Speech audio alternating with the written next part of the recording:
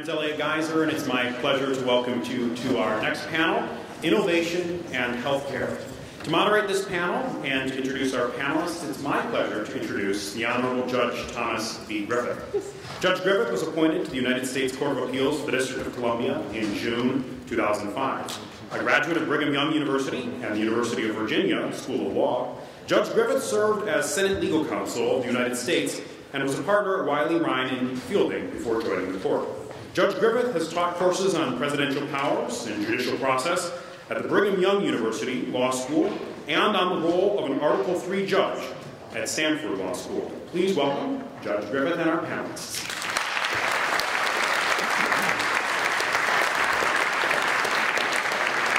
Thank you very much. It's my pleasure to be here today and to moderate what I think we agree in anticipation will be a lively discussion on an interesting topic.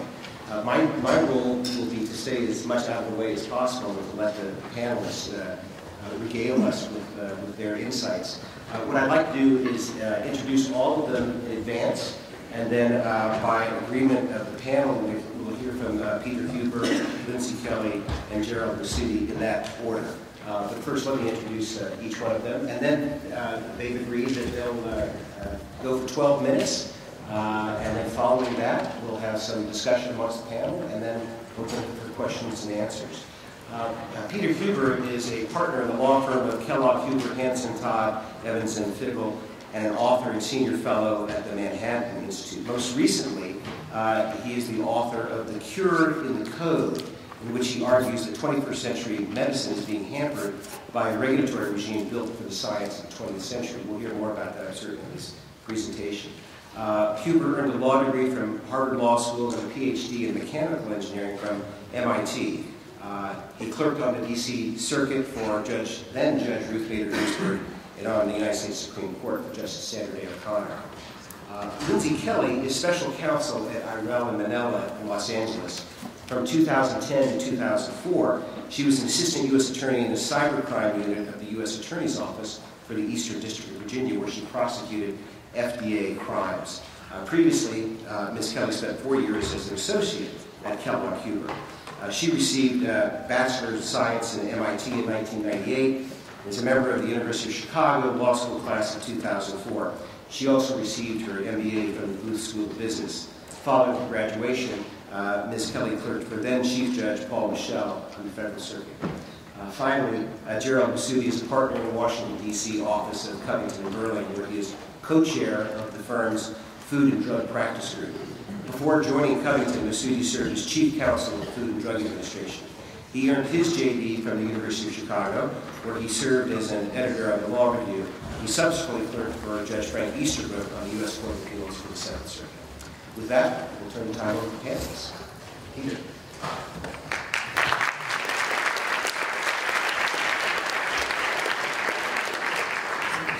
Strange though it sounds, our ability to solve medical problems has moved way out ahead of our understanding of what those problems are. In the past 2 decades, biochemists have developed just an extraordinary array of new tools for reaching down into the depths of our bodies and modulating, attacking, mimicking, doing something to a target molecule way down here. Structure-based drug design, winning the Nobel Prize in 1988. The idea is fairly simple. Show the biochemist the molecule you want to glom onto or inhibit or imitate, and there's a very good chance they can give you a molecule that will go right in there and do exactly what you said. Supercomputers are used a lot these days to do that. It's basically a problem in very complex physics. The physics is now doing multi-scale modeling that won its own Nobel just a couple of years ago. That's category number 2. What's smarter even than a supercomputer? A genetically engineered mouse or a piece of yeast which has been humanized and then it's got human genes inside it. And you challenge that mouse or other laboratory animal with a target protein and it will turn out, it'll find a way to develop an anti-protein, an antibody, and then reprogram another laboratory animal and it will turn out any number of copies of this, and this is monoclonal antibodies, a $50 billion a year market these days. Most recently in the last decade, and I make this prediction carefully, you will see the Nobels being awarded for this in the next decade. They developed cancer immunotherapies. They actually extract T cells from the patient, they reprogram them in a lab, they cultivate them, they add some signaling stuff so when it's returned to the patient's body, it replicates like crazy. It launches a fearsome attack on the cancer. People have been saying about every decade we're about to beat cancer. Every time they were wrong for the last 50 years, not this time. And the oncologists I've spoken with are saying these are remarkable results. And it's not restricted to cancer. I mean, once you can harness the immune system that way, you can do a whole bunch of things. Chimeric antigen therapies, if you want to look it up, terrific stuff.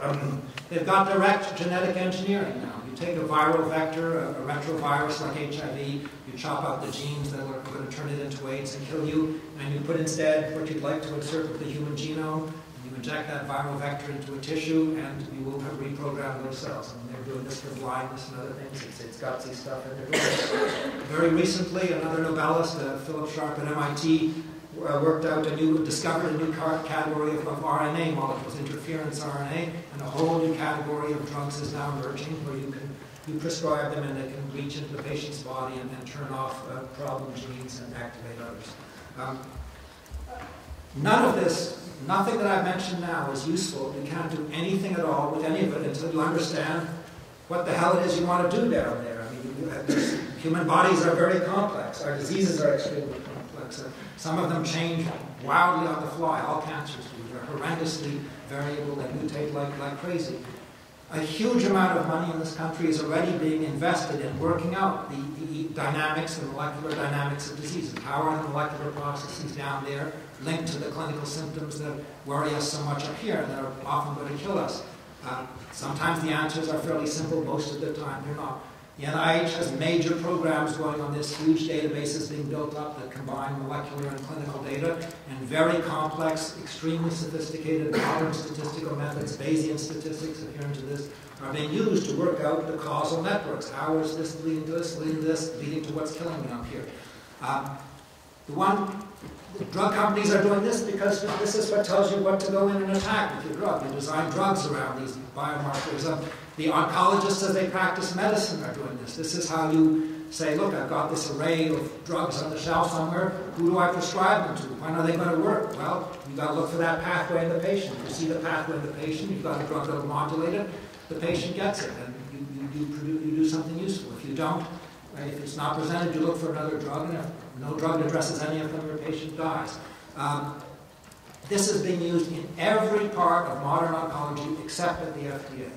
The FDA has been saying exactly the right stuff about this for over a decade. Dr. Janet Woodcock, who's head of the Center for Drug Evaluation and Research at the FDA, I've met her, I've testified alongside her, is a very smart woman. She understands this exactly. She has been giving presentations for a decade, and the FDA, to get this stuff incorporated in the drug approval process, you have to get FDA approval of the biological science that we're discovering. And then you use it to stack the deck in your clinical trial. We'll only test this drug in the patients who present this profile.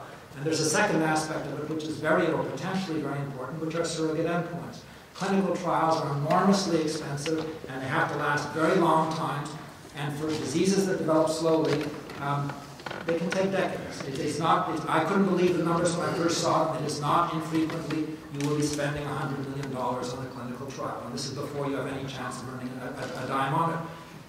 During the 1990s, when HIV came to the fore, the FDA was shamed into developing an accelerated approval rule, which says sometimes we will approve a drug on the basis of subclinical effects. Once you understand the molecular etiology of a disease, you've got a good indicator. You say, okay, we understand how this leads to that. If we chop it in the middle here, and we can prove we can do that successfully in patients, we ought to approve that drug here and now, not wait another 10 years to see if Alzheimer's really does develop after you meet this surrogate point. The FDA's whole process for accepting an inclusion of biomarkers and surrogate endpoints in the drug approval process, there are no standards that have been promulgated, none whatsoever. Okay, no objective evidentiary standards, no standards for the statistical methods that are being used, no standards for approving surrogate endpoints. Everything is case by case. It's an opaque process. It's completely unpredictable. And often you don't even get your answer until you've invested everything and arrive at the doorstep and find out you can't do it this way. This body of biological science is being developed elsewhere. It could easily be incorporated by the FDA. Congress has attempted with legislation, most recently for Asia 2 years ago, to prod them into it. And I think I overstated only slightly that as best I can tell in response to Fidesia, the FDA just basically flipped the finger. They promulgated some procedural rules which set up nothing as far as I can tell in terms of deadlines for deciding these things or evidentiary standards to be used. And without those, the biology doesn't get involved in all this. They're way, way behind what the drug companies can do now, and it needs to be changed. I have some concrete proposals for that, but down to one or not yet? No. Oh, okay. Well, so fine. I'll say a bit about economics. I'll say a bit about economics because I listened with interest for those people who were there this morning on the FDA and the economics creeping into things here. Let me put it this way: if one of you in this room can come up with a really good surrogate endpoint for Alzheimer's, okay, you will have made what is economically worth, I would guess, about $1 billion, because no Alzheimer's drug is going to get through the FDA that can completely prevent the disease or stop it very early in its development, which is probably where you have to stop it if you're going to prevent the dreadful effects that materialize later. No drug company is going to run that 20-year trial for an Alzheimer's drug. Will they run a 5-year trial? Yeah, they might. Well, 5 years into it, if you understand the molecular dynamics of the disease, you ought to be able to do a clinical trial and say, yeah, we see those effects down at the molecular level. Approve the drug now. And I might add there are procedures when you do this accelerated procedure approval to continue tracking the drug for another 15 years after that. But at least by then the drug company is earning money on this drug, and so they don't pay the huge overhead of the time value of money. We ought to have actually, and somebody began almost getting there this morning, the far left candidate, for those of you who remember, he's in the audience.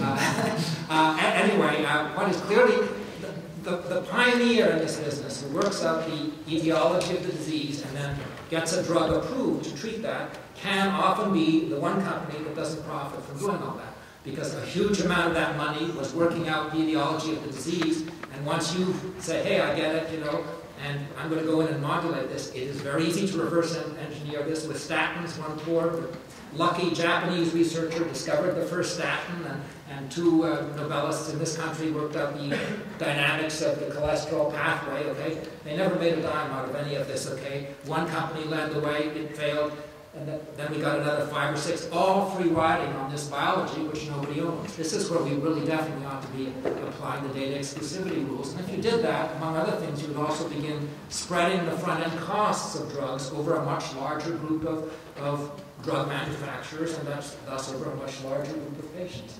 This purely biological information is worth fortunes. They're building gigantic databases out of this. I can't put numbers to it, but I would suggest they rival in value the sum total of all the other databases you can get on the web these days. This stuff will be guiding medicine and pharmacology for generations to come. Yeah, I'll get you back in. Okay, great. Thank you very much. Lindsay. Yes. I'd like to talk about 2 distinct ways I've seen biologics come into play in my practice of law. First, a little definition of biologics. Peter mentioned what they are without using the term, but it's basically in contrast to a drug, which is a mixture of chemicals. A biologic is something that that comes from a living organism. And some of the most profitable and important examples are the examples Peter gave of some mouse byproducts, some monoclonal antibodies, but it mixes to a genetic stream that's not naturally found in nature. We have had historically a pathway to make generic drugs, which is the clinical, the mixture of chemicals, and that is the Hatch-Waxman Act. Until Obamacare was passed, there was no equivalent to make generic biologics. That was passed as part of Obamacare. It's called the Biologics Price Competition and Innovation Act. It's shortened as the BPCIA, and there is now a way for companies who wish to compete with these biologic drugs to get into the market for doing so. It's called a biosimilar because these are sourced from living things. They're not identical. And there's a the statute that was passed, the BPCIA, has a very particular pathway for the approval process and the resultant patent infringement cases, which will follow.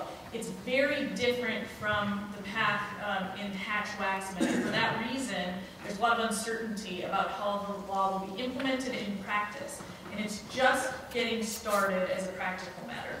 There are a lot of companies running clinical trials right now on all of these major biologics, but there have only been a few applications actually filed with the FDA. Last month, the FDA approved, an advisory committee of the FDA made its first recommendation for approval for a Neupogen equivalent application. Neupogen is made by Novartis. It's an oncology drug, and Sandoz is the company that seeks to be the first biosimilar provider. Next month, an advisory committee is meeting on a Remicade equivalent application, which is something used for arthritis treatment. And there's also a pending application for Neulasta by Apotex, which is a traditional generic drug company. And Neulasta is a drug that one takes while having chemotherapy to reduce the risk of infections. With Hatch-Waxman, there's what's called the Orange Book. It lists all the patents that go along with a specific drug. There's going to be something similar for the biologic called Purple Book, but it's not going to list patents. And instead, the BPCIA provides this private exchange between the holder of the rights to the original and the applicant, in which they will privately say, here are the patents we think are covered, here are the patents we think are infringed, and go back and forth with that. How does all this affect innovation? Well, there's still a period of exclusivity with the BPCIA. The original biologic manufacturers guaranteed 12 years of exclusive time period before a biosimilar can be introduced. The FDA won't even accept an application for a biosimilar until 4 years after the biologic has been approved. But compare that to the length of patent protection, which is 20 years from the date the application is filed. So what happens is patents become extremely important in this case.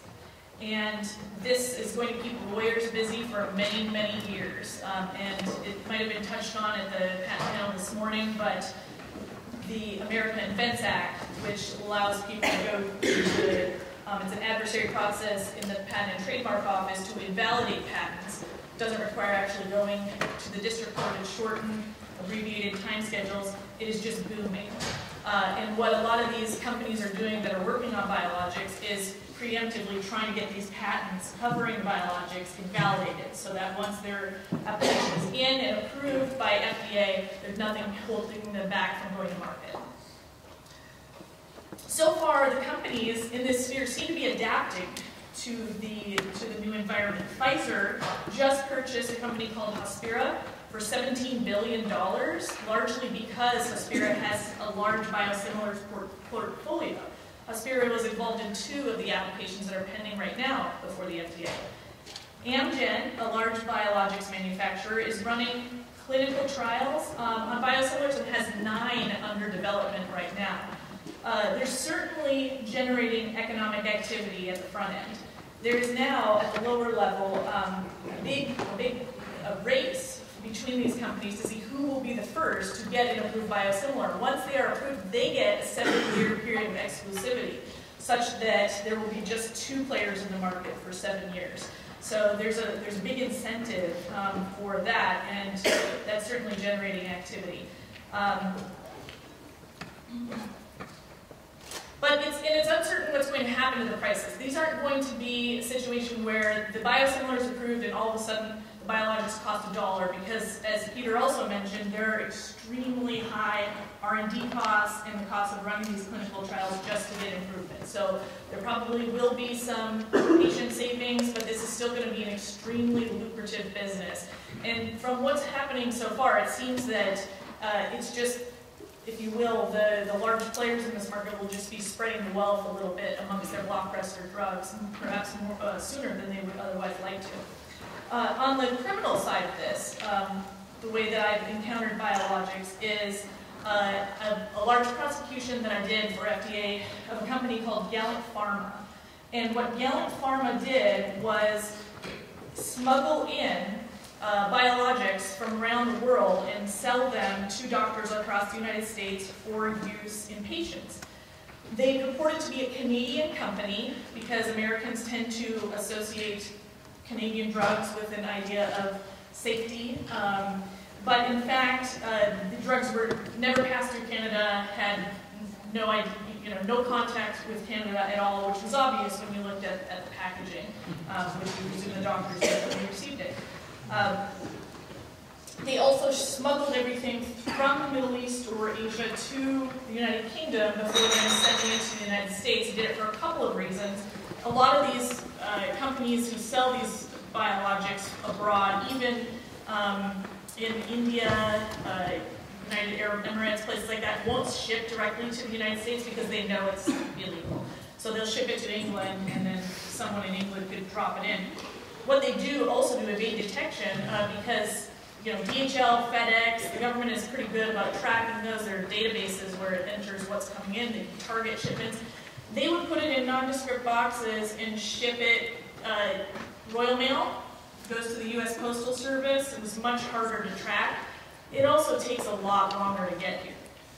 These biologics are very, very delicate and sensitive drugs. They are sensitive products. They are often need to be stored at temperatures close to freezing, just above freezing, and there are very serious consequences if that doesn't happen. So, for example, a protein could unfold. If it becomes cold again, it's not going to fold back up the way that it was originally, and there's no way for the naked eye to tell that this has happened, so it can be injected into a patient. One of our experts from the FDA at trial testified that in the best case scenario, a patient injected with this drug that it's called an excursion, when it leaves the temperature control, would have no effect. It would have no effect on them whatsoever. In the worst case scenario, the person would develop an antibody against this, and the next time they're injected with it, their body would actually be fighting against the biologic that's supposed to help them. Most of these drugs are given to cancer patients as chemotherapy, and it's just devastating to think that people are willing to take these risks. Now, I was shocked at the number of doctors who were willing to buy these and inject them into patients. It was literally hundreds across the United States. And the motivation was price controls, or in fact, the lack thereof in the United States. The whole reason this criminal enterprise existed is because of the arbitrage opportunities. They were able to buy these drugs extremely cheap in places where there were price controls or a total lack of interest. For example, a lot of the drugs came from Pakistan, where there just aren't a lot of cancer centers. The companies are willing to sell the drugs the biologics at lower prices. They then make a huge profit selling those to the doctors in the United States, and the doctors, we allege, were involved in insurance fraud on the back end. Because they're not obviously telling the insurance companies, well, we didn't pay the regular price, we paid a much lower price for a foreign product because they're not allowed to do that. And so while I think that most people in this room would in theory be opposed to the idea of price controls, one should consider the real life consequences of this, which is that it actually encourages a criminal industry that puts some of our most vulnerable Americans at risk. Thank you.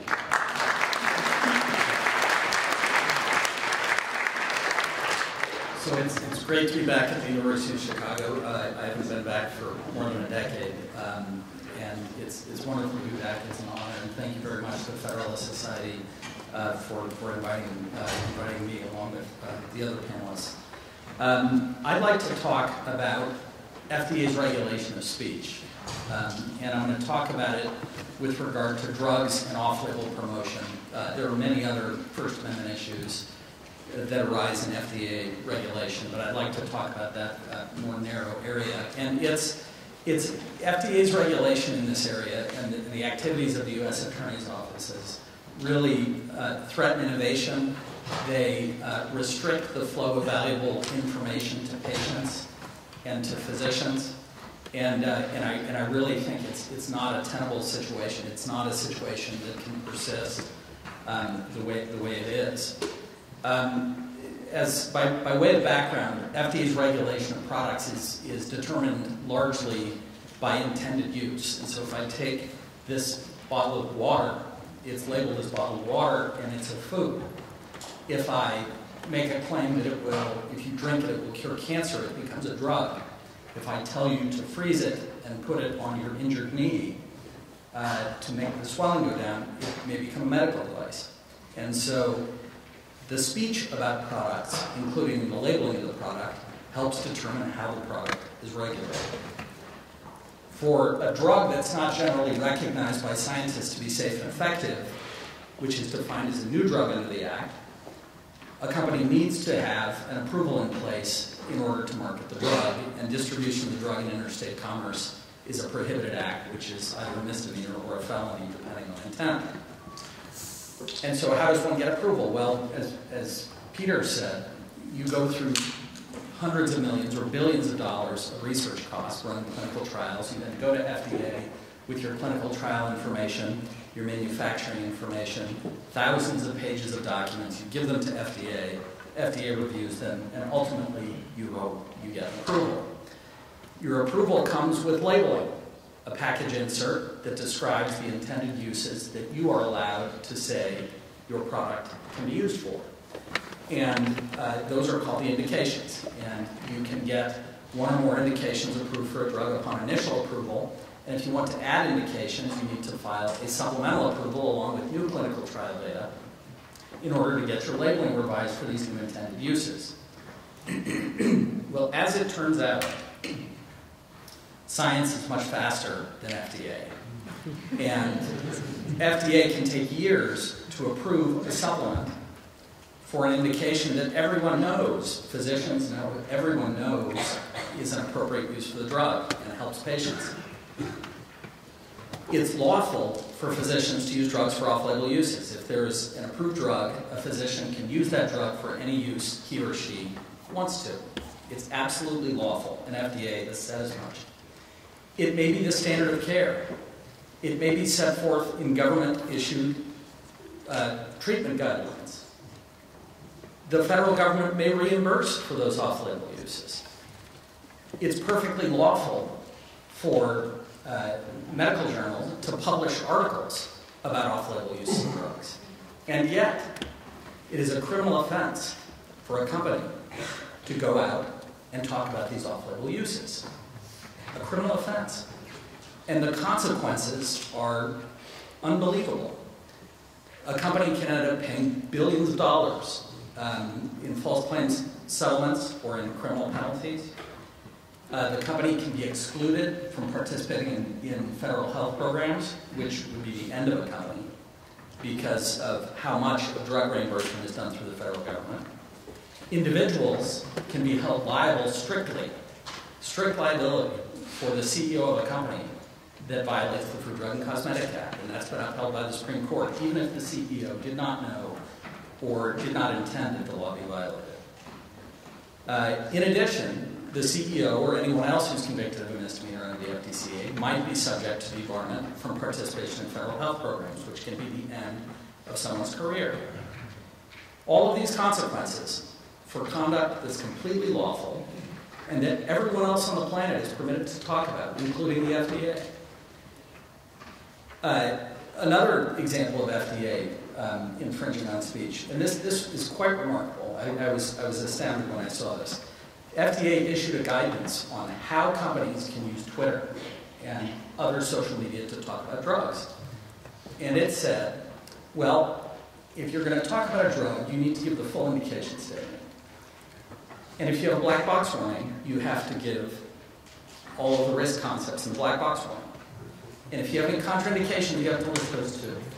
All in the same tweet. It can't be done in a link. It can't be done in the same tweet. And if you don't like that, you should think about using another way of communicating. Honestly, that's what the government said. And if you look at how FDA, go look at FDA's Twitter feed sometime and see how they talk about drugs. FDA approves new drug for diabetes, period. No information about risks, no information about contraindications, and for them, it's fine. It's not misleading when they do it, but the companies can't do it. If the companies were to retweet what FDA said, on FDA's view, that would be a criminal offense.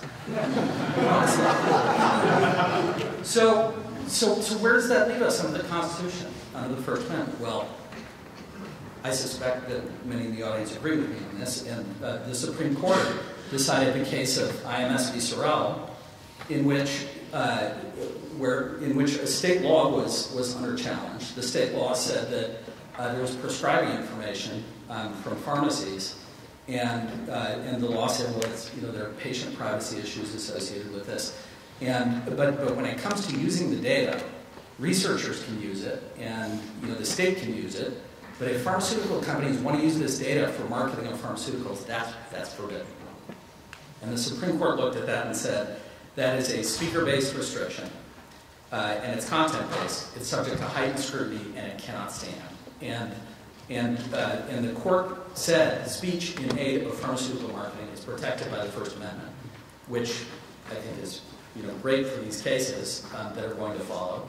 But the Supreme Court said because you're restricting only the pharmaceutical companies in their speech, and everyone else is allowed to use this speech, that's subject to heightened scrutiny and struck the law down.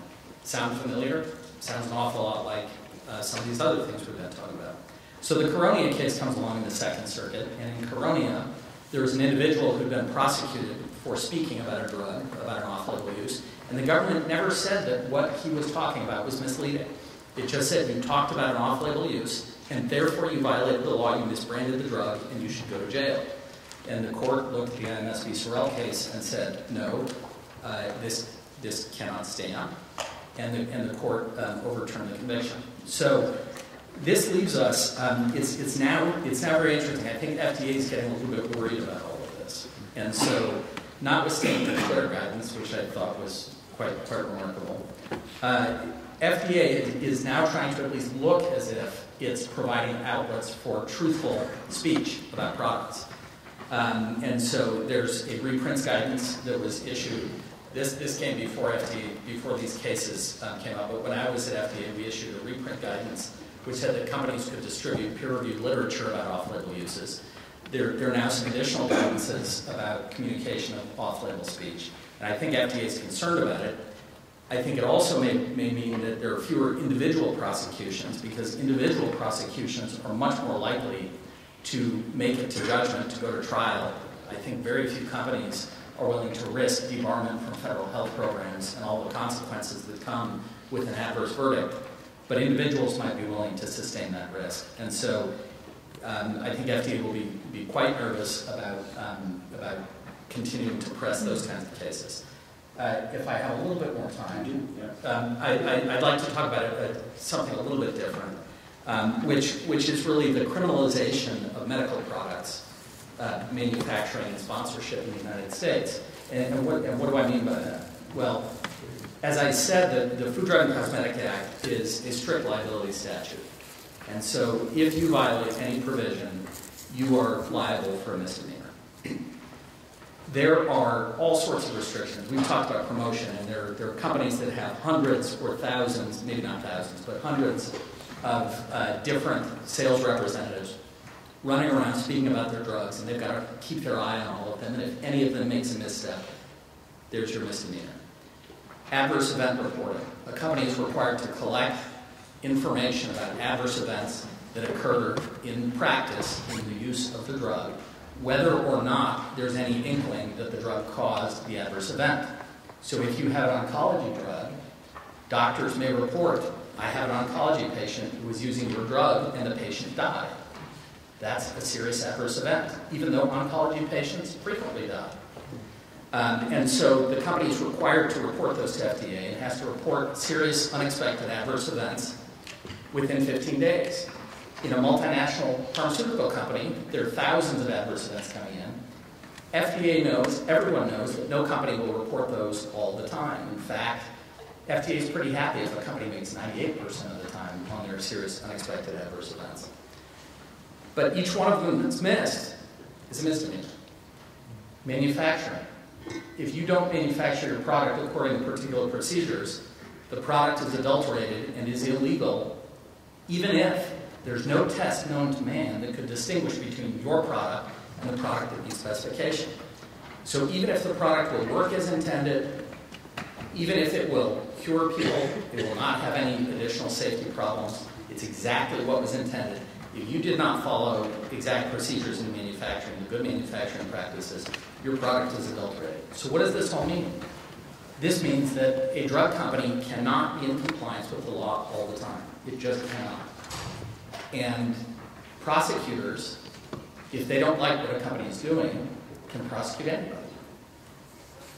And in fact, in some of these cases, and I don't want anybody to believe that there are not bad actors out there, because there are. There are bad actors out there who sell pharmaceuticals just like there are who sell any other kind of product. There are also a lot of good actors out there, and a lot of people with great intention who will always do the right thing.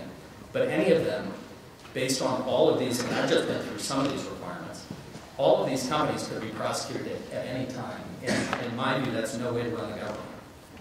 Where companies, and I see Richard Epstein giving me a thumbs up, where essentially companies that are making products that are going to save our lives and lengthen our lives are treated like this. Great, thank you.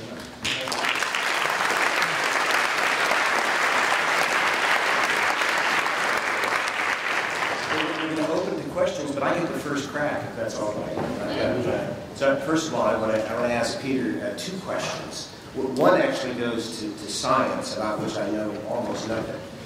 The other goes to law, about which I know a little bit more. But on the science question, my guess is we have a lot of Burkean minimalists out here who are, maybe not, but who are anxious about drastic change. From what I can tell from your presentation, you seemed willing, if I'm mischaracterizing it correctly, you seemed willing to abandon the longitudinal studies that have been a source, perhaps, of impeding innovation, but they certainly have been a source of protection, haven't they? And what's the world look like with the abandonment of longitudinal studies? Are you referring to under the FDA's auspices? Yeah. Well, so you're referring to the double-blind placebo-controlled study. Though the science itself dates back to the late 1930s. The British claimed credit for it, but they're mistaken. We did a pertussis vaccine test trial in 1938. Be that as it may, everybody says it's the gold standard of drug approval. It is, okay? It was the gold standard when you had absolutely no clue what was going on inside patients, and drug design was largely trial and error. And if you don't understand anything else, you look for simple, one-dimensional, empirical correlations, saying if we do this, does this happen? Basically, we're to a majority vote. The living and the dead in the patient's cohort, vote the drug up or down. Okay? The problem with that is that if the patients aren't all the same, which we know today for sure they most definitely are not, okay, you will reject all sorts of drugs that would cure, save lives in a subset. And I love this. The Wall Street Journal even published our little op-ed on this a couple of weeks ago. The National Cancer Institute, funded by the federal government, launched, after a very interesting study at Memorial Sloan Kettering in Europe, launched an exceptional responders study. The idea was to look at failed FDA trials where the cancer drug got rejected because the numbers didn't turn out very well. And look for the exceptional responders. In the case of the Memorial Sloan Kettering study, one 73-year-old woman on a kidney cancer drug, but she was suffering from bladder cancer. They were trying it off-label. And she, among about 100 patients, suddenly went into remission and has been healthy ever since. Okay? Now, 90% of the patients in that trial, the drug had been worse than that. Okay? Gold standard of the FDA says, out you go. Okay? And it would not be used for that. But in fact, it is very good for some small set of bladder cancer patients. You just got to go in and study the tumor, and they understood the mechanism of the drug, and they found that pathway in the woman, and you've just resurrected a drug from the dead. If we had been doing this 10 years earlier, and people will quickly say, well, 10 years ago we couldn't do whole tumor analysis. They're right, but a drug company that has put $100 million in this would have been doing that whole tumor analysis 20 years ago if there had been any incentive. The industry has been asking for adaptive trials for 20 years, okay, or 10 years at least, saying, look, during the studies, we should take off the blindfolds now and again and find out where's this working and where it's not, and then find out why it's working in those people. And when we do that, we begin stacking the deck. We'll just prescribe the drug to those people. The FDA finally promulgated a guidance on adaptive trials, I don't know, 3 or 4 years ago. They're still the exception, not the rule. The NCI is trying to lead, this is all within the National Institutes of Health, the National Cancer Institute is trying to set the paradigms for this. Britain, it looks like, is going to go off their own gold standard completely now. They've recently, in the last month or so, floated a proposal saying with a lot of these targeted drugs, let's just get them into the hands of oncologists now. We won't just say, go for it, boys and girls, but we'll have protocols and so on, and you'll try and treat patients and you'll work out where this stuff is working. You have to, I mean, pharmacology isn't one hand clapping. All the important information that determines whether the drug is going to work well or badly is inside our own bodies. And it's just put on the blindfolds and everybody, and you just don't advance this science. So that leads to my next question. Is there a statutory fix that's necessary, or is it a regulatory fix, or is it just a bureaucratic morass? Or look, I wondered that myself. The exact language that was introduced in President Kennedy signed it in late 61 or so. Anyway, it came into effect in early 62, says efficacy has to be judged by adequate and well-controlled clinical trials. Now, the word clinical is in there, and overwhelmingly the FDA has said, look, you're going to prescribe this, okay, and it's going to have to provide desired changes in clinical symptoms in the cohort of patients who are getting the drug, and with a statistically significant difference from those who are getting the placebo, okay? And that's overwhelmingly still the norm. If you're doing that to a non-uniform group of patients, okay, you're not getting the right answers.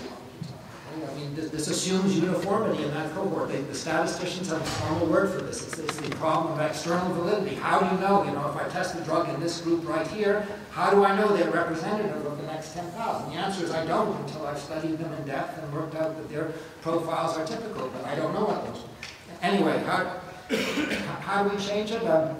My own proposals that I've been trying to float with others from the Manhattan Institute is, happily, in this instance, we have some very good people in Washington who understand all this and are doing it right. They work for the NIH or by people the NIH is funding, okay? They've launched a massive program recently, the Accelerating Medicines Partnership, where they're saying, let's work out the dynamics of Alzheimer's and lupus and type 2 diabetes and so on. Washington has lots of good people who either know this well already themselves, they're already compiling the databases, and if they don't know it themselves, they know the researchers at Memorial Sloan Kettering and the University of Chicago, no doubt, and all across the country who are doing this stuff. They're doing that biology, they're building the databases. Let's pass a law saying, FDA, defer to the consensus views of the scientific community. And the only time you'll ever hear me say this, but the Obama administration, President Obama has a council of advisors on science and technology, the President PCAST for short, okay?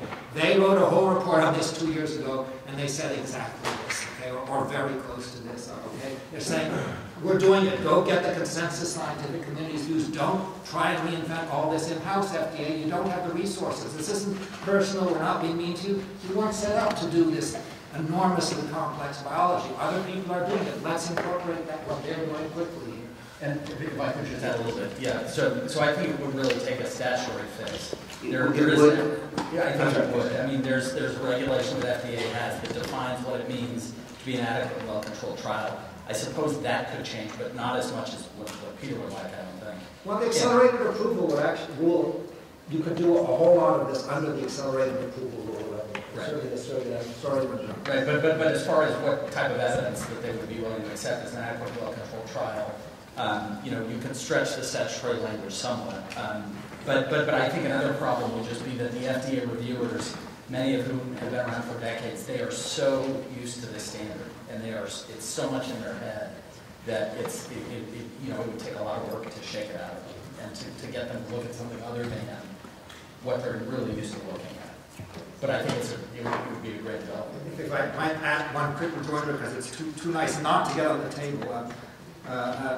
DARPA, the Defense Agency's Advanced Research Projects agency, they were putting a lot of money into the first sequencing of the human genome. I don't know how many of you have heard about this, but they recently launched the Big Mechanism Project. This is a sequel. And I have no doubt the NSA is behind this. But and the challenge, you know, it's very good. What their challenge is to work out causal chains in very complex data sets. Now, I know what, look, I don't know what the NSA is doing, but my guess is, you know, if you want to dispatch a drone to 3,000 miles and blow up a house, you have all sorts of information from all over the place, you know, not just from you and me here in this country. And you're trying to work out, well, what are the hubs? You know, what's really driving this? Who should I call today to have a useful effect? This is the part I love. DARPA, when they do one of these things, challenges people in the country, come up with the new technology, the algorithms, you know, and we're going to find out who's best. And they've given as their challenge, okay, to prove that you're the best.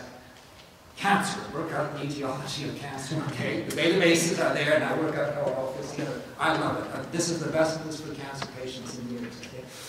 Anyway, I mean, these things are doable, okay? And by the way, on new legislation, I would agree with you, but for the fact that FDASIA had the language on this, okay? It said you've got to approve biomarkers and surrogate points based on pharmacologic and pharmacodynamic biomarkers, and the FDA, go read the guidances yourself, has expressly said, no, we'll never accept those. Okay? This is where I get my flip finger interpretation. Lindsay, if I can, just a question for you. Now, you mentioned price controls, and there was you had a little bit of a shudder when you said that with this audience.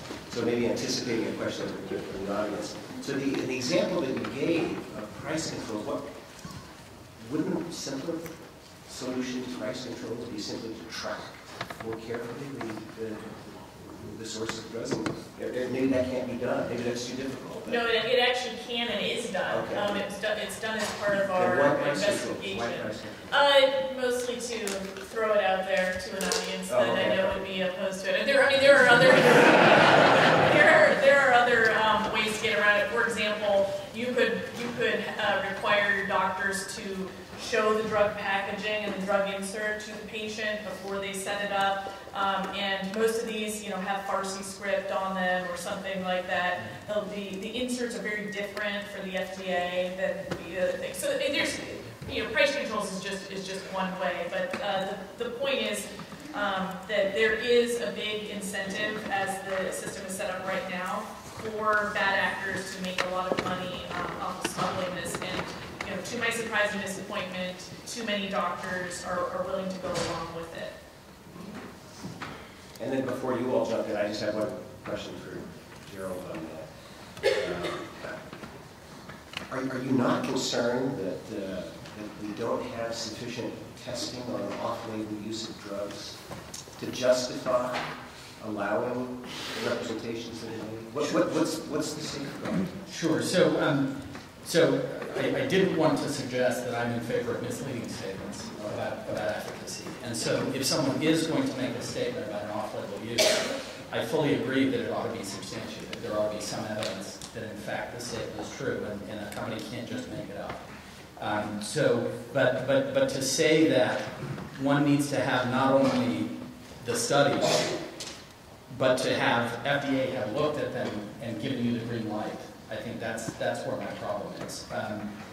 I think there are a variety of different kinds of substantiation, as long as somebody's truthful about the level of substantiation they have for a claim.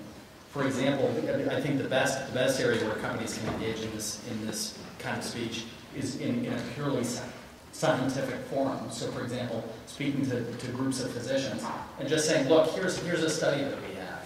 It may not meet FDA standard as adequate and well controlled. It may not even be enough for approval, but here's the study. You look at it, you decide if that's something that you think is important for making decisions for your patients. So again, you know, when it comes to false or misleading statements or unsubstantiated statements, I'm all in favor of of the First Amendment not protecting those in this realm. But in a lot of these cases, there are not only statements that are supported by clinical trials, but statements about off-label uses that FDA later approves as truthful, and there's still prosecutions ongoing about those statements. And the government's view is, well, it wasn't truthful until we decided it was truthful.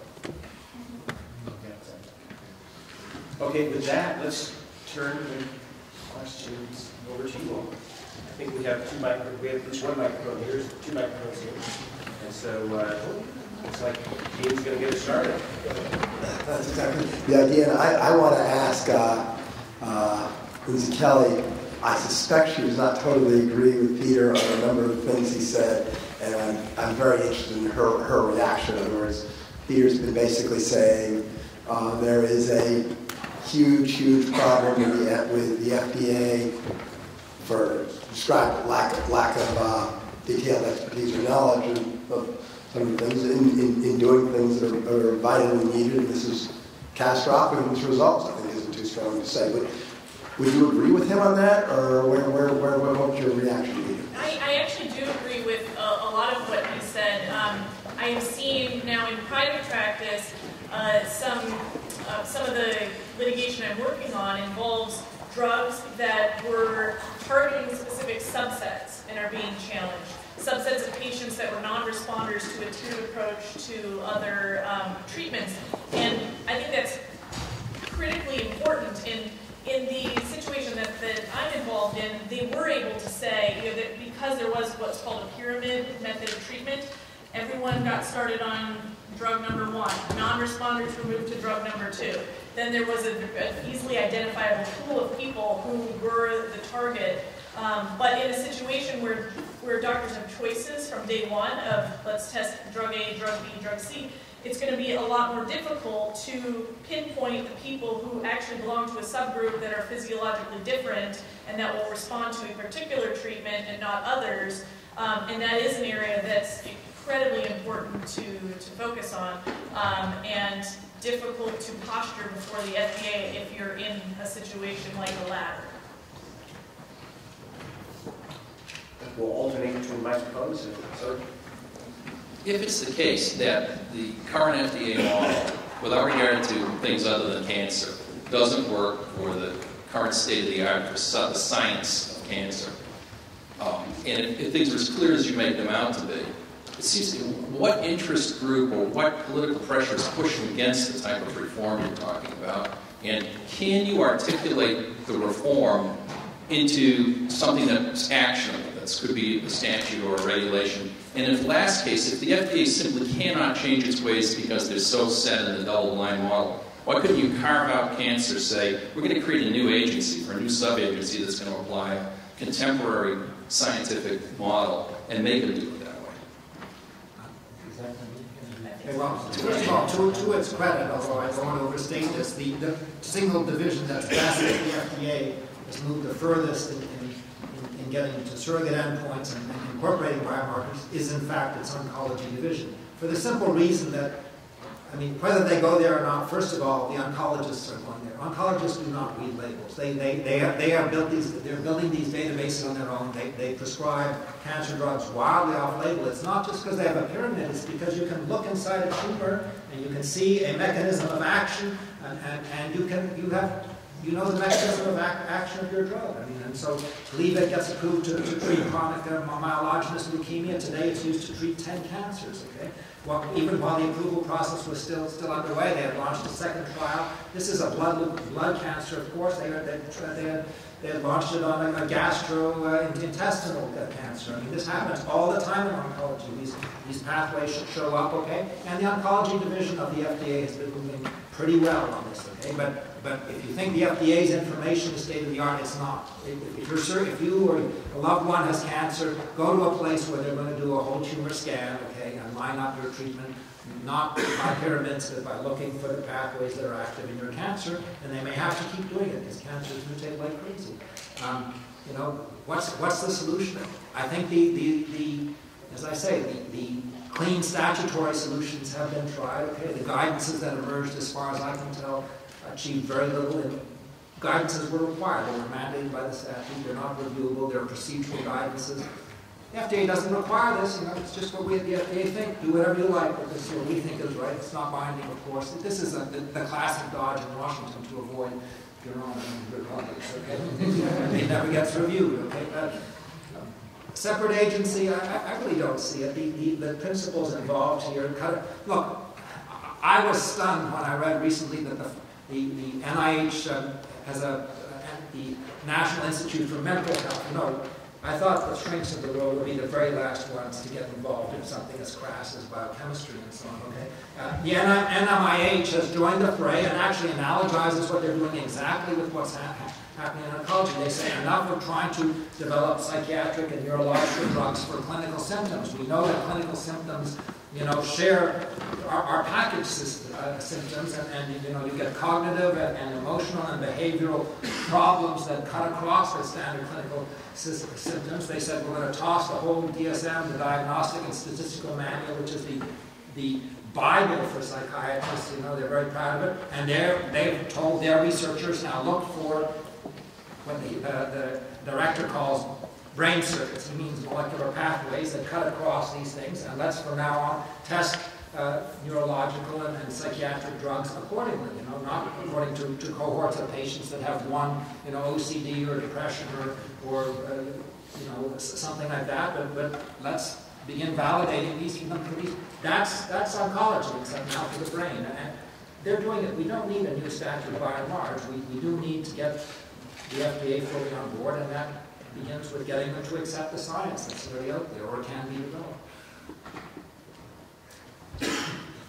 Yeah, I'm Mike Doherty, and I'm the CEO of LabMD, and I worked in the operating room in medical devices every morning from the mid-80s to 99, and I've been in diagnostic medicine since. So what I've seen out in the world is a shift of physicians. You can talk about more and more bad actors. This centralization of knowledge and the repercussions. Doctors have moved from feeling like they're in control to that they're dodging bullets. From bullets of lawyers suing them for malpractice, FDA having a young buck regulator that wants to make a mark, to, quite frankly, I think about 28% of the doctors in this country belong to the American Medical Association.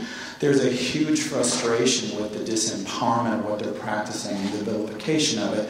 And I think the agencies have matured in a part that we're in a really severe state. And Obamacare only makes it worse.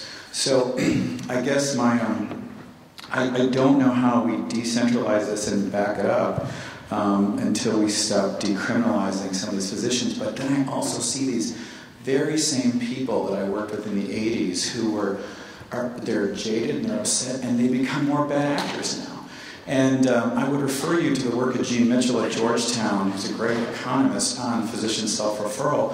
One of the ways to sort of kill this at the root is to, which I hate to say this as far as regulatorily, but take away the profit motive that physicians have and anything they do within the patients they're treating. That could take a lot of heat out of the balloon, which is tough, but it's gotten very out of hand. And then you have the overall arch of just the loss of the spirit of the practitioner. And I think we're coming to a really severe spot where we're going to pay the price, and it's going to be too hard to build a house back later. If that was a question, I'm sorry. What were your thoughts on that conversation? But I feel better now.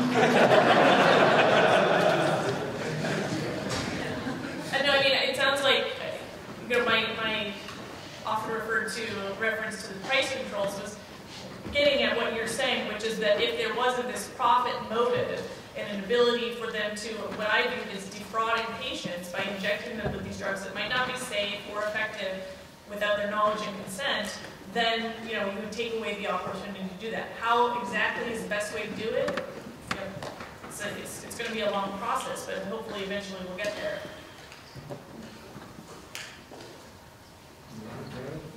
No. Okay, I have thoughts on everything. It doesn't mean they're right, but I am pleased to say I discussed this briefly with Jerry when we had a phone call. I think doctors, and certainly the ones who specialize in particular diseases, are actually wresting authority away from the FDA at present. They're doing this because they are allowed to prescribe drugs off-label. They are systematically pooling their data. Oncologists have been doing this for a long time. The shrinks are doing it through a company called Genomics and some others. You prescribe the drug off-label, but once it's approved, granted it has to get through the FDA first, they prescribe it off-label, they then track success or non-success, and at the same time they take a genomic sample from that patient and they begin pooling it. They analyze and compare You know, that these are sort of large-scale, complex epidemiological studies. You know, what molecular profile down here makes this drug perform well in this clinical context. And you know, the more personalized medicine we get, the more precision medicine we get, the more it depends on looking at what's inside the patient and learning when you discover some new stuff, which we will do for a very long time to come, because human bodies are incredibly complicated. We vary far more inside than used to be believed. You know, you will read in the older literature, we're all 99.9% the same. Tain't so, okay? The single nucleotide polymorphisms, these are the individual spelling mistakes in genomes, are very common. They've got the copy number variations on top of that, which are, it's not, believe me, it's not thimerosal, it's copy number variations that cause autism. This is just unequivocally clear, okay? This is our genomes, weirdly enough, we're one of the two species where we, during our conception and early development, our replication goes crazy, and our cells in some patients, some people begin creating multiple copies of the same genome or the same genes inside the genomes. You get all these repetitions, and it leads to all sorts of weird problems. The doctors see this first, but the specialists, the ones who go in and look. And personalized medicine, you know, is really shifting a lot of authority down. And I for one, am delighted. A lot of them, the beauty is they can't be prosecuted for doing anything off-label.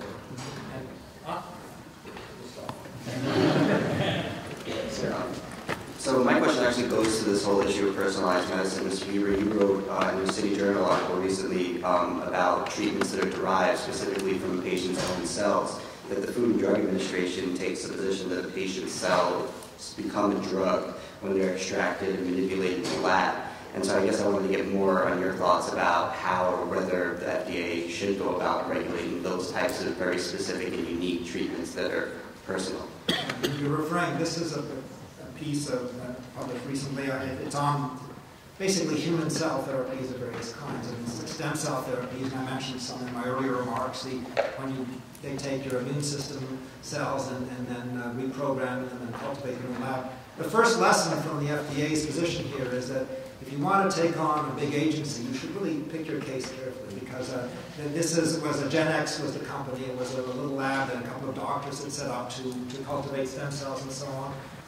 They did what they thought was obvious. Before you took the stem cells of the patient and then you cultivated them, and then they sent it back with an antibiotic in it, okay? Now, the FDA sent it up to treating patients. The FDA took the position that if you cultivated the patient's own cells outside of the body, okay, and then sent them back, that in itself is a drug, okay, and has to go through the standard protocols. In this case, however, it was all too easy to say you lose regardless, even if that's not true, because the addition of the antibiotic in this soup, which was obviously there just to prevent contamination, made the antibiotic an adulterated drug. It added all these stem cells to the antibiotic you were administering to the patient, and so they were going to lose regardless. They shouldn't have brought this case as the lead case to test this. With that said, the statutory language on the definition of drugs is so ridiculously broad, okay, and open-ended that the FDA is probably on pretty solid ground on this, okay? So if you're going to get a big change, okay, you probably have to legislate. But with that said, there is a weird thing about this. When you do this, when you treat patients with their own cells, even if you've modified them slightly, overwhelmingly, how well that cure doesn't or doesn't work is going to be defined by that individual's own biochemistry. You may have added a gene or deleted one, but the other 99.99% are all the original, okay? And I might add the FDA and the NIH both have acknowledged this. Their own researchers are desperately trying to work out how the surrounding environment will affect the performance of these drugs. You have basically a biochemically unique drug being performed for every single patient. I myself don't see how that can be reconciled with the statutory language, and it certainly can't be reconciled with the gold standard of drug regulation. How do you conduct a placebo-controlled blinded study of a product you're going to manufacture once in a lab and administer to one patient and then go away? I mean, you can't do it, okay? And this is true of a lot of rare, dreadful, lethal diseases. You cannot push them through blinded placebo-controlled trials. There aren't enough patients out there to do it. Okay? You either go pharmacodynamic markers, which the FDA says you can't do, or else you don't cure the disease. You simply have to. Anyway, I forgot your question. It was more about what you thought they should do to change that, or whether they should do anything at all. I think the solution roughly is this, okay? And they developed this in the 1990s, the battle against HIV and AIDS. People were dying all over the place, all sorts of weird diseases surfacing with AIDS, and they basically set up a sort of treatment IND protocol where they would release drugs to doctors and sort of hope that trials would nevertheless be conducted too, but they released the drugs, in some instances with no trial underway whatsoever. The stuff was being smuggled in from Brazil, this was the thalidomide in particular, I might add. And they set up these protocols, and they called them treatment INDs, and they allowed the treatment, but they never actually did any investigation with it. I think this stuff is very unique chemistry in each patient. There probably are, however, patterns of molecules that will make these things work well. We have no idea what they are now, but some combinations of molecules of patient molecular chemistry will make these work well, and others won't. We know that's pretty much how it works because we've already seen these things. The effects of stem cell therapies and so on are highly variable across patients. If you say to the doctors out there, go ahead and do it, but here are some broad protocols, and we want you to collect data from every single patient and begin pooling it, we'll arrive at some, not a classic FDA label, but a database that says, look, these are the conditions under which we can do this safely and effectively. It'll be incremental, it'll be slow, but it'll put the control where you have to have it, which is in the doctor and patient. It's doctor and patient end to end. There's no big drug company here. Hello, Jacqueline Wolf. I have a two-part question, and I would just also wonder aloud as an aside where the realm of privacy issues as far as databases of personal genome and that is concerned in this topic. But my actual question is, it seems as though there's a middleman in this criminal market as far as dropping these biologics into the U.S., for example, that you gave us from the Royal Mail to the USPS. And I'm wondering what the legal consequences are for that middleman. And my second part to the question is, it would seem that doctors who are willing to inject these, we'll say, stale biologics into their patients. What are the legal consequences for them as well? So my case dealt with the heads of the company and the sales representatives. They actually attempted to distinguish themselves from other Canadian drug companies by having a physical sales force here that would go solicit doctors, which made them easier to target and arrest. A lot of these companies, they don't set foot in the United States, and it's harder to get them here.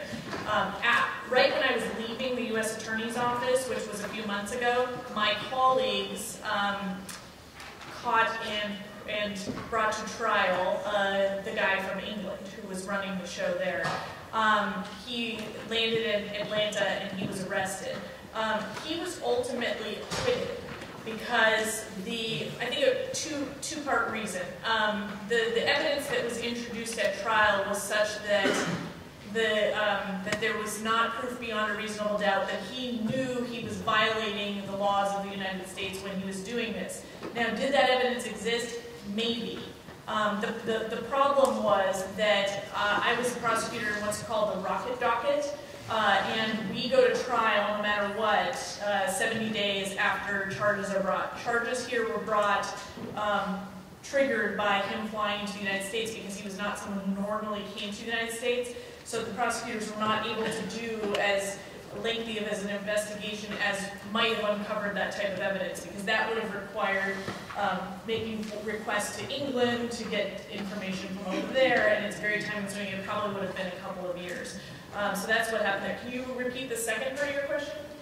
Just what the legal consequences are for doctors in the United States. So the doctors have a lot of their strict liability if they introduce a misbranded drug into interstate commerce. If they did so knowingly, which is what my office has generally made a policy decision that we're only going to go after people who can prove did it knowingly, then it's a felony.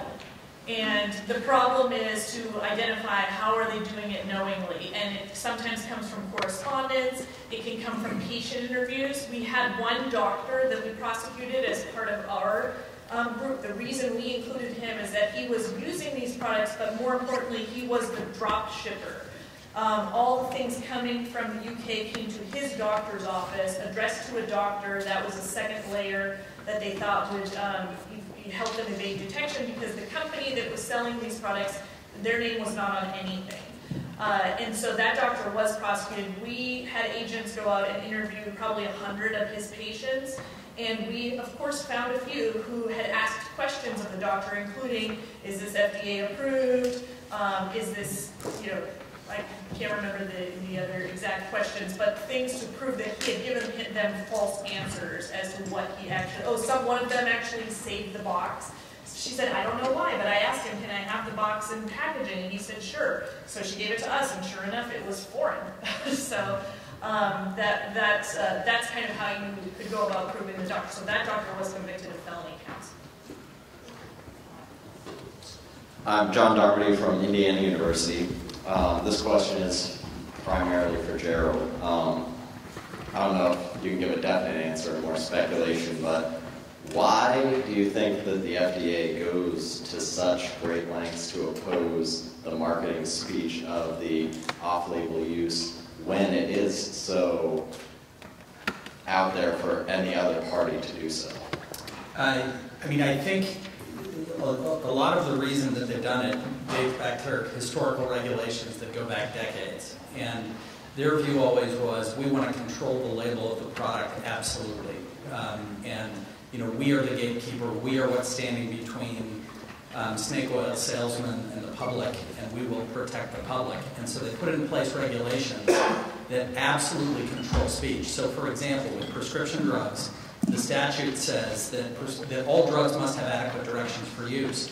And FDA promulgated a regulation that said, as a matter of law, prescription drugs cannot have adequate directions for use. So in order to be marketed lawfully, they need to qualify for an exception that we are going to create.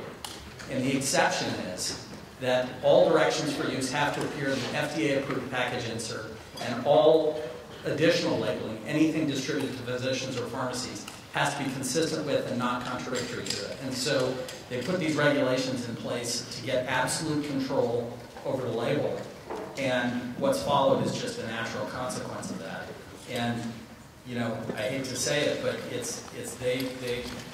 think the people who put those regulations in place are believers in big government, and they think that the government is here to protect you, and they think they can do the best job of it, and they didn't think about the consequences of what this would mean for patients who are trying to get important treatments and get good information from companies that have the best information about these products for uses that FDA hasn't gotten around to approving. Hello.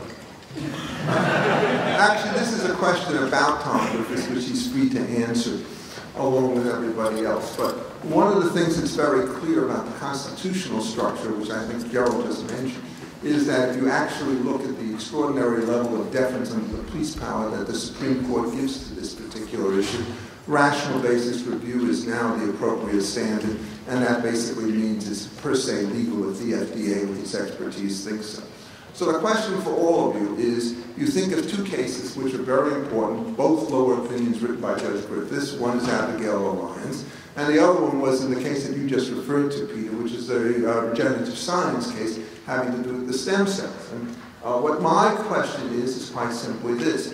Now what we know about personalized medicine and about all of these particular processes, if we were sitting on the Supreme Court, would we reconsider the malfit, the badness of fit between what the FDA does on all of these cases and the police power, and strike down some of these, not the FDA as such, I don't want to do that yet because it's very important on purity issues and so forth, but essentially revise the visions that we give so that intermediate court judges would come out differently on both Abigail Alliance on the one hand and the regenerative science question on the other.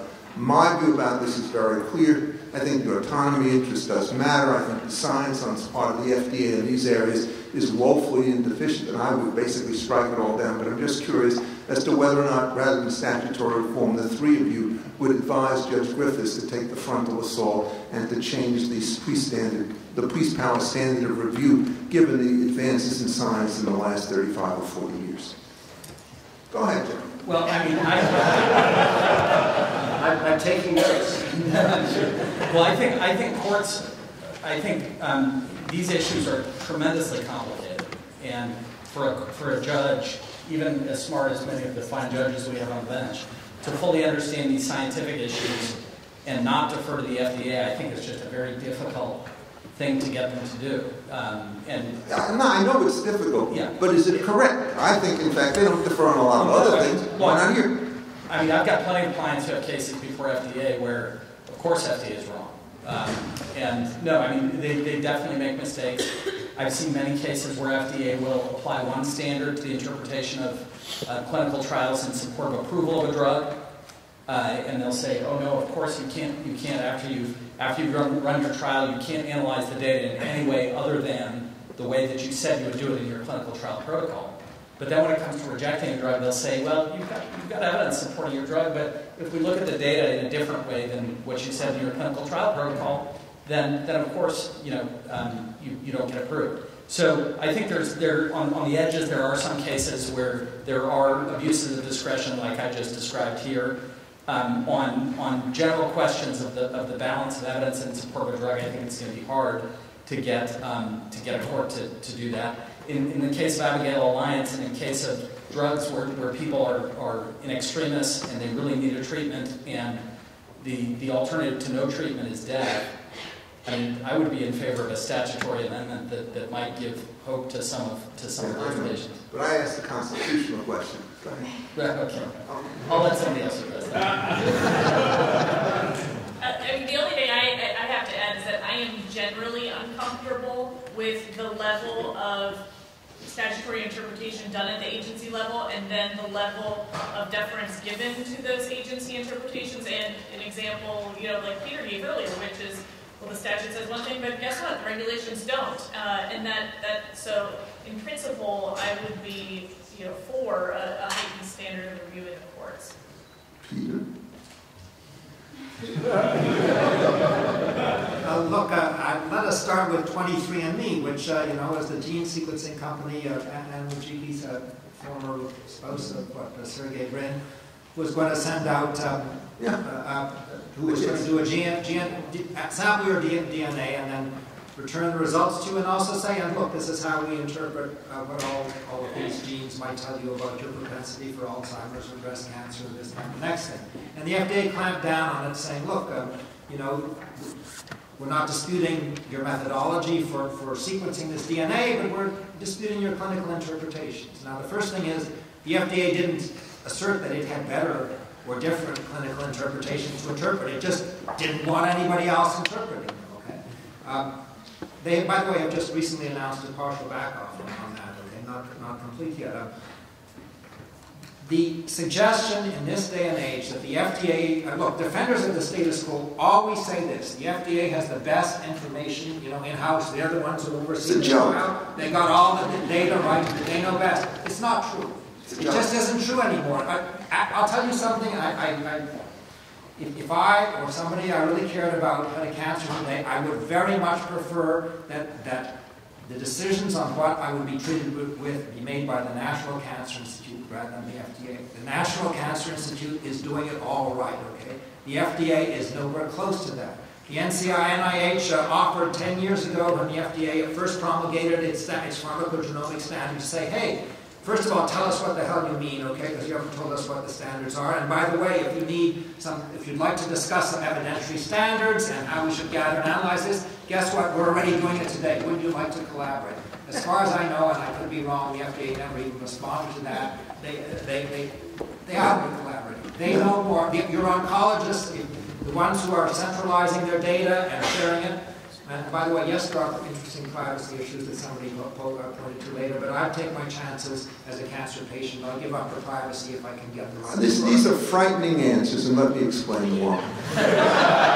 Frightening. I'm rarely frightening, Richard. But I asked a constitutional question and never got a constitutional answer, right? And my view is the fit between clinical trials and personal medicine, not on a particular case, but generically, is so flawed, so backwards, so upside down, so crude, so ignorant, that it's irrational, and Judge Griffith should strike it down.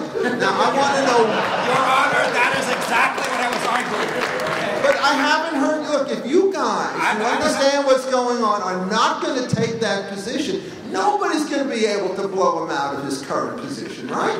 Or the Supreme Court. Somebody who believes in the science has to say that when you match it against the 1979 Supreme Court tradition, they are intellectual primitives, and that at this particular point they should look at changed circumstances and start looking at mechanisms rather than double-blind trials. And if you guys won't say it as a constitutional matter, then we're just going to get a bunch of bad decisions on all of these things, including regenerative science, stem cell treatment, the whole business. When it goes to the D.C. Circuit or the Supreme Court, I will be happy to be involved in filing an amicus brief. Unfortunately, I have to do it pro bono. I work for a not-for-profit. I'm not a lobbyist, and I know... I understand. I'd be happy to take the case pro bono. I'd love to argue before Judge Griffiths. Yeah, we have to educate the judges. This is true. Let me say this about... So I love the Federalist Society. It seems like every time I come, Richard keeps talking about Abigail Alliance. Let me say one thing in defense of Abigail Alliance. It was right on the law. That's the tragedy. What was that? It was right under the existing law, which was the tragedy of it. Thank you. But one other thing that may not be appreciated. So my initial opinion in Abigail Alliance was in dissent. Right, to Judge Rogers and Judge Ginsburg, who had found that there was a liberty interest worthy of protecting. That was my first year on the court. It went at bank, it was reversed 8-10, and I authored the opinion of the majority. That's not the point I want to tell you, but I did want to work that in. So, to me, the most significant point was not that I care one whit what the editorial page writers in the Washington Post had to say about anything. But on this occasion, they wrote an editorial saying that they agreed with my opinion in Abigail Alliance. That's not the significant point. Here's the significant point. They said, as we've looked at the Constitution, we can't find any evidence of such a liberty interest. I take great credit for driving the editorial page authors of the Washington Post to actually look at the Constitution. And come up with an absurd interpretation. You may not agree with their outcome, but they actually claim that they looked at the Constitution in deciding our rights issues. A small victory. Ironically, the whole police power presupposes there's a liberty interest which is overridden, right? So they got even that wrong. And the question is, how can you override the liberty interest when the science now, 35 years after the Supreme Court cases, is completely out of date? That's the challenge. Noted. All right. In reference to the profit motive, especially in the case that you were talking about, Ms. Kelly, first of all, I want to say that I don't think we can ever get rid of the profit motive. If economists taught me anything, it's that everyone follows their self-interest, even Mother Teresa. But what I'd like everyone's opinion on is the role of the current insurance system in creating perverse incentives in driving a perverse profit motive. As I see the market right now, the profit motive is less focused on direct mutual exchange between doctor and patient and more on direct mutual exchange between doctor and insurance company. As it stands right now, insurance companies pick up the tab, so to speak, on our health needs. We pay them to pay our doctors. To me, this leaves the patient needs. This leaves out the patient needs and the gains they would make from mutual exchange with the doctor, as well as the profit gains the doctors would get for providing their services to patients, and we end up with doctors who are bringing in unsafe drugs into the country, or rather unsafe biologics. So I just wanted to hear a little bit from everyone on your opinion on the role of insurance companies in creating perverse incentives. Well, I mean, I think when somebody else is paying for what you're getting, you're going to get a lot more of it. I mean, it just leads to massive overconsumption. And I think the idea, I'm not an insurance expert, but I mean, it seems to me that the idea that everybody should be compelled to have, an all-you-can-eat buffet style insurance policy is just going to lead to dramatic overconsumption. And that's the real problem that I see with it. Yeah, I do think that there is a better relationship when you are able to get the insurance companies out as a middleman, and I have actually done that with our own personal health care choices to a large extent. We go to dentists that don't accept insurance. I'm very excited by the concept of concierge care and general practitioners, where you pay a subscription fee. So it's encouraging to see that those types of things are able to survive in the market.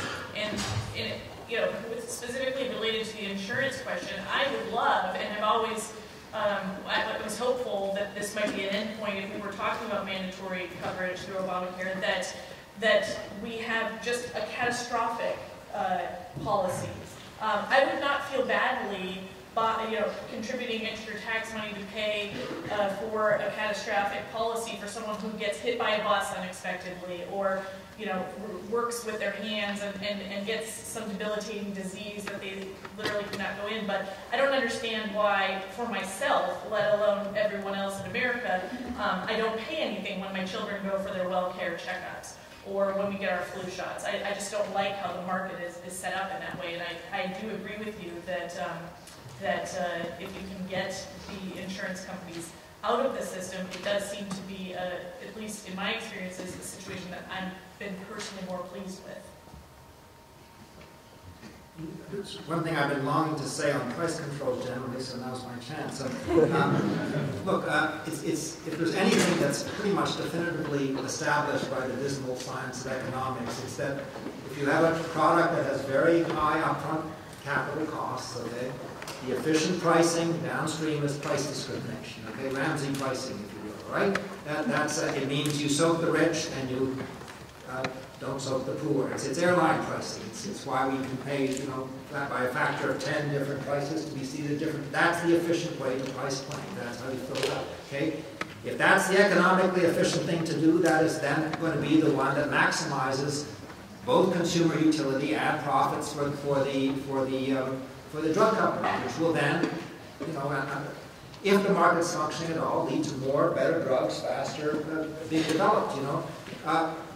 Drug companies already do this. Everybody talks about the sticker shock. All right, they price lower in Europe because often they face a monopsony, which is not a good way to do these things. Okay, and insurance companies also can become monopsonies, very powerful buyers. The net economic effect of that is to erode the value of your patent. It basically just, and I don't think that's generally a good solution. It won't maximize output, okay? But they are also very good in this country too, Two things about the price of their drugs. Anybody who looks at the front end sticker price is actually diluting themselves. That sticker price is going to go away. The generics will come down the road. And if you look at it over the lifetime of the drug, you get a quite different and very much lower price. Okay? And that's why I also think IP in surrogate endpoints and in the biology would be very useful, because that would actually let people spread those front-end costs much more broadly. Okay, so those numbers within the United States itself, if you're very poor, chances are you're going to get that drug very cheaply on some kind of arrangement. Don't blame the drug companies for not putting big billboards up on this and so on. That's not how you do it. In fact, but I might also add, your problem of the reseller who buys cheap and sells expensive is, of course, the killer of price discrimination. Okay, you have to choose. You want to be economically efficient. You will open that risk, particularly when they're just about giving their stuff away to India and Pakistan and other countries. And then it's a very difficult choice, but I don't think any simple. Certainly, the pressure, as soon as you talk price controls, almost invariably you'll hear from Washington an outcry saying, how come it's so much cheaper in some other country than here? That proves it's all nonsense. That gets it exactly backward. It really does. It ought to be much cheaper in Pakistan, because if you make it our prices, you'll sell nothing. It's not profit maximizing. It's not consumer welfare maximizing. It's the worst of all possible worlds. Anybody knew that, Richard? Hi, I'm John Duggar, University of Nebraska. I have a concentration in healthcare law, and I want to ask you a question about your thoughts on how to balance economics and ethics in regards to cost shifting. Now, I'm not a fan of Obamacare, but I do have to admit that it was in response, in large measure, to an enormous problem of cost shifting. I'm going to go back 30 years in time, and we had 1984 a federal statute passed called EMTALA. Now, EMTALA is the Emergency Medical Treatment and Active Labor Act, which means if you show up on hospital steps and you have an acute condition, especially if it's life-threatening or you're in labor, the medical provider, if they receive even a single federal dollar, and almost every medical provider does, they have to give you care to at least stabilize you before they release you or transfer you. Now, within medical care, I focus on medical malpractice, and so I've learned that medical providers typically go beyond what's required in their treatment in order to make sure that these, I'll call them free patients, don't turn around and sue for inadequate free care. Now, the result is that these medical providers are then not compensated by those patients. So where does that bill go? Well, it comes to you and I in the form of higher bills for our medical care, whether it's through insurance or direct pay, whatever it may be. So you have the cost shift. Now, that cost shift is absolutely untenable over the course of decades. It can, by itself, collapse the entire American economy. And so, as a result, you get something like Obamacare. Now, even if Obamacare was to be repealed, I hope and pray, we would still have the cost-shifting issue to be dealt with, which means we either, within the future, even if we repealed Obamacare, have to adopt a new measure to adjust, to respond to shifting costs, or we'd have to go back to the 1984 statute of EMTALA and repeal it, or maybe find it unconstitutional and overturn it. If we did that, we would then be in a situation where people come to the hospital, to the medical provider, and can't pay, and they could be turned away. Now, none of us wants to turn anyone away from medical care when they can't pay. Also, none of us wants to collapse our economy, our medical system, or produce another Obamacare or maintain the current Obamacare by leaving EMTALA in place. How do you balance that, and what do you do? We don't want to have people die. We also don't want to engage in bad policy, bad economics, and bad politics. Your thoughts?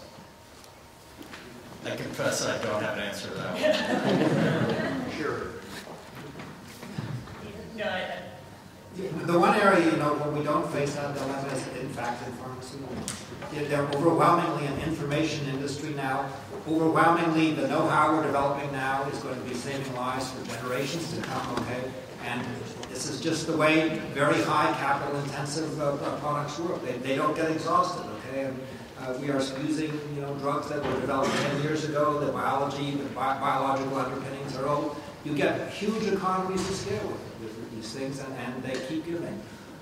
If you don't have a direct answer to the question, given that we're on the theme of innovation, what role generally do you think innovation could play if we were to repeal EMTALA, enabling us to perhaps provide cheaper health care, more readily available health care? Do you think that it could play a role, or is it just something that's nice and effective for those who can afford it?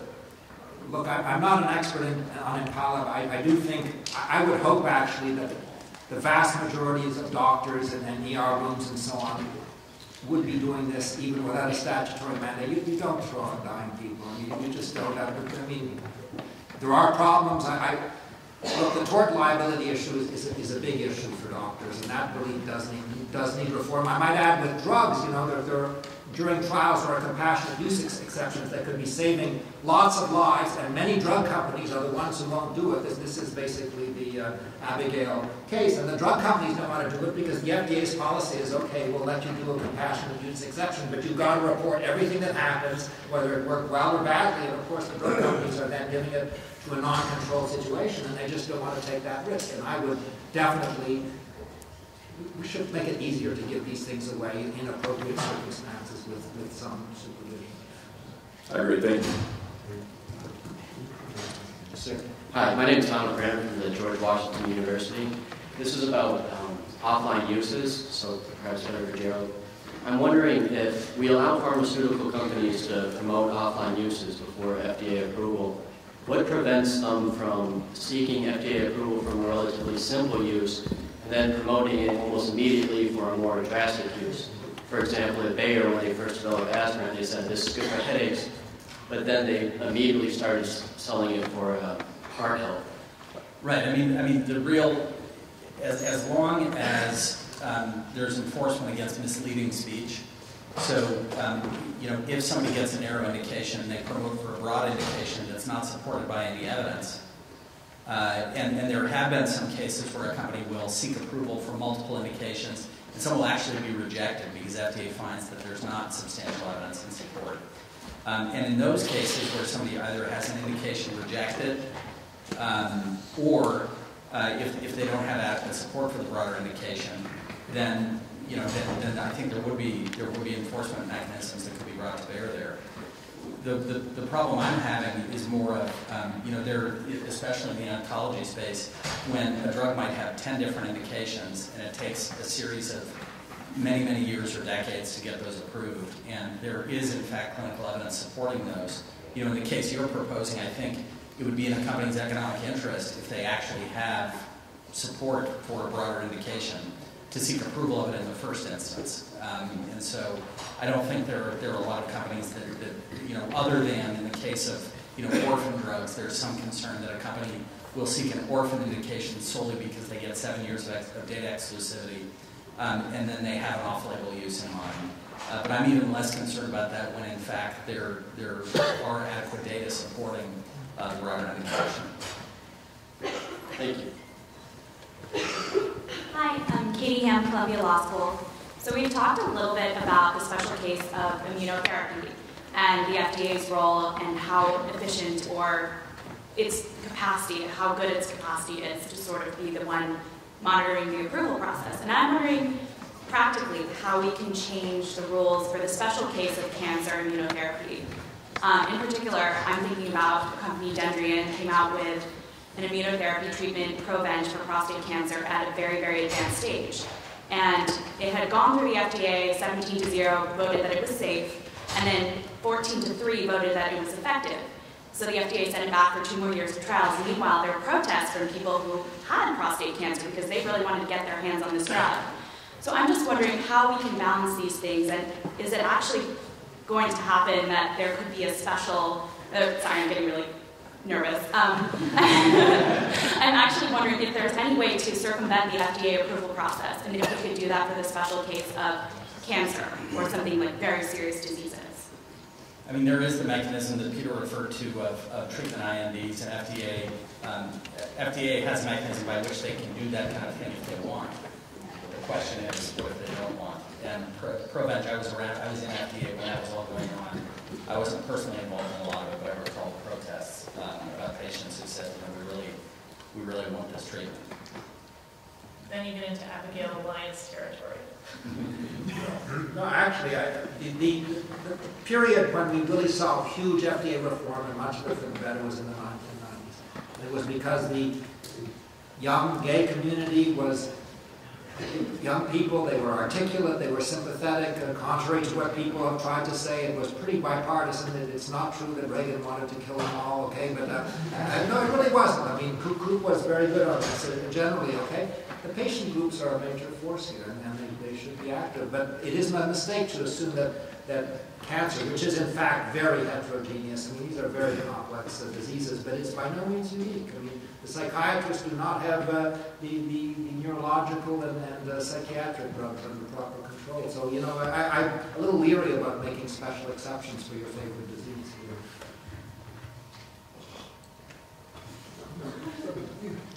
I'm Charlie Wilson from Akron Law, and I have a 2-part question.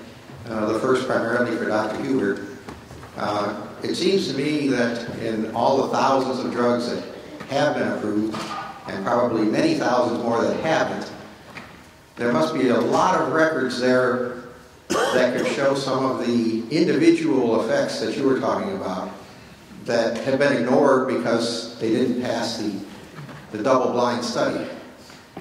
And the first question is anybody actually thinking about or doing any data mining of what already exists or what has been tested and failed to see if there aren't some miracle drugs sitting out there that someone knows about but never did anything with? First of all, I don't call myself doctor, even though I have some D's floating around. It seems in other contexts. Well, PhD. Okay, and I'm JD too.